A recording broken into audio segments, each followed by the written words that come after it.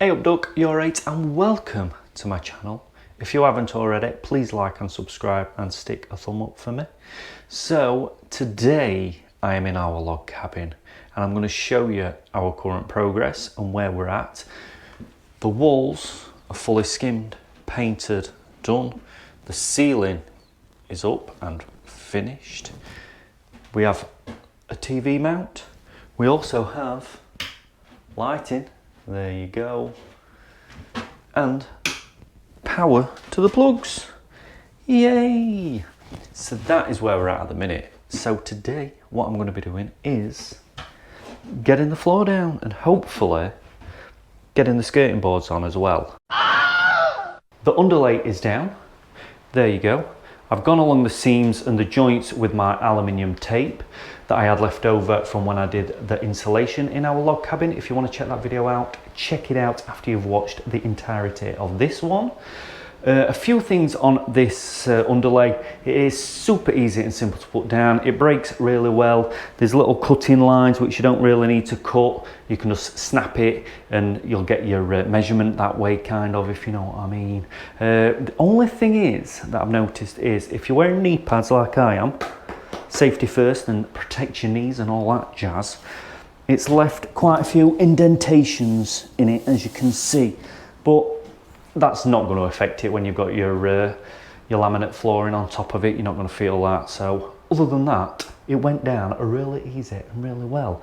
Now it does say in the instructions also on your underlay, whichever way you're putting your flooring, now I'm putting ours this way, your underlay needs to go the opposite way, the opposite direction. So that's what I've done.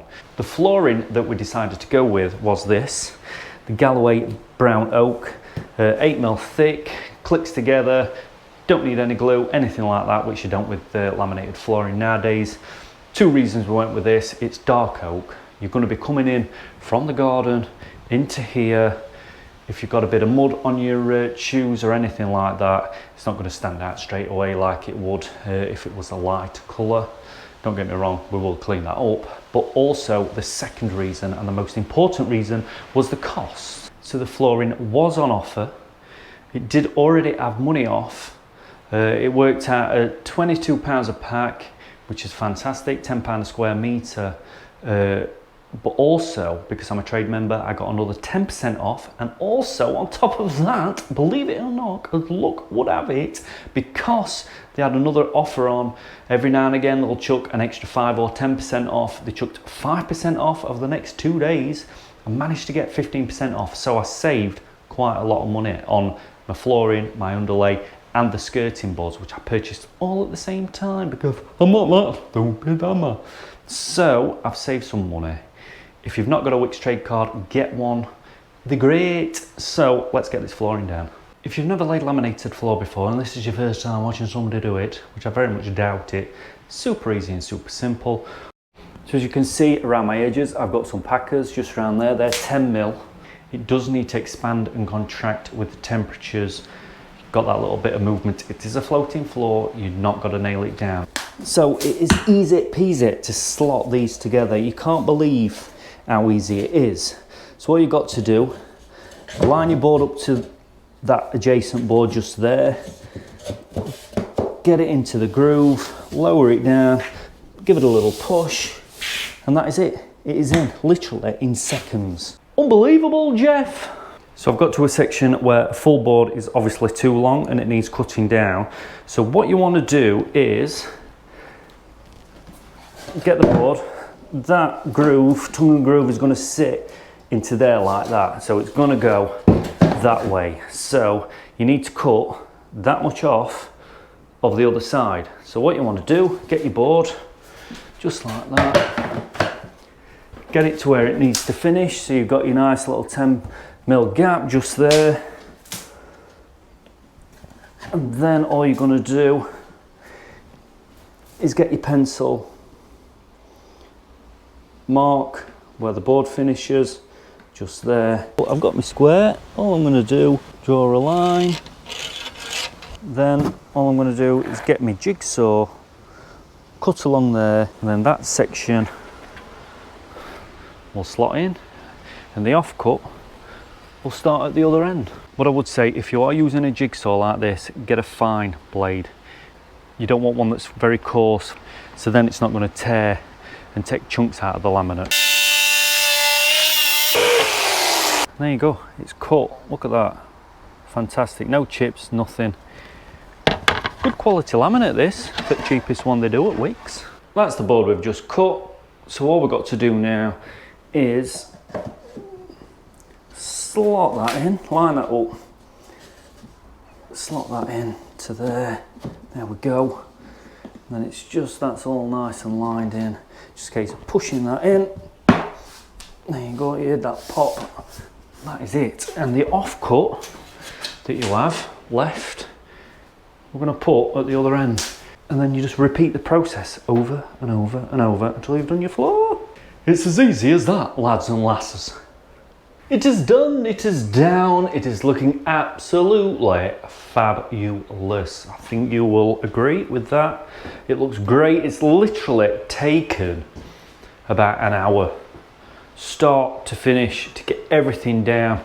And that's also recording this as well. So super fast, super easy and simple to get down. Obviously, you've got to cut the end of your boards.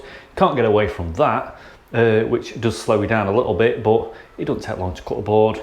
I've had to, just around the front, just there, cut a slither along there, same around the front of the door. That's going to get covered by that trim just there along the front, and then the rest all around the edges. We're going to drop some skirting boards on there, so you're not going to see the gap, the 10mm gap. It looks great, really impressed with it. I did buy too much, I've got a pack and a half left. Contemplating whether or not to take that back. I'll have a word with the missus because we are doing a project together, maybe starting a business, so we might be converting part of my work shed to accommodate that, so we might use that for the flooring, but we'll see. I might take it back and get me 20 quid back. This is the skirting board we're using. It is the redwood pine skirting boards, just there, chamfered and bullnose, so you can choose which you want. I think we're going to go with the bullnose, not the chamfered. We're going to have it that look. When I fit it, I'm going to be using some grab adhesive just there and some nails. Because it's pine, that one's already warped. I'm gonna have to chuck some nails in. I thought about getting the MDF one because you can get that primed, but this were like 6 quid a length. MDF is £13 a length.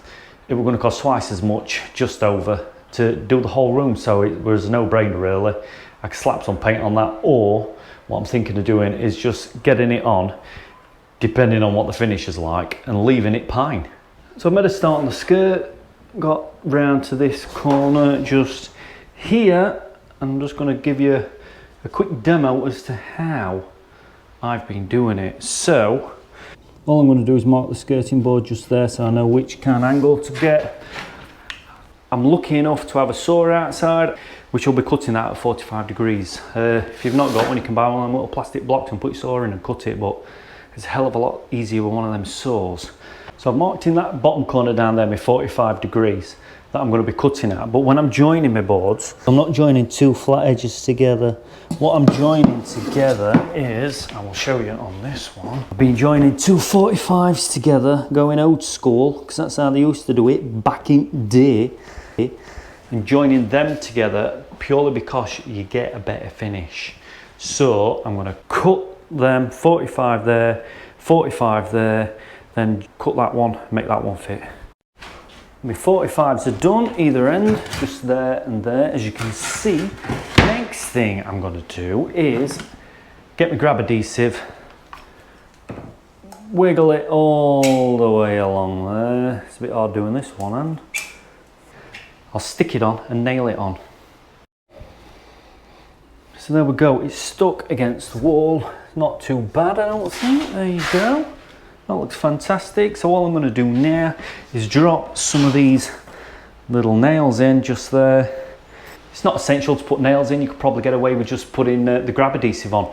But because it's a natural product, it does tend to warp a little bit. I'm just putting nails in just for extra security, let's say, when putting it on. Right, so that one's all nailed on.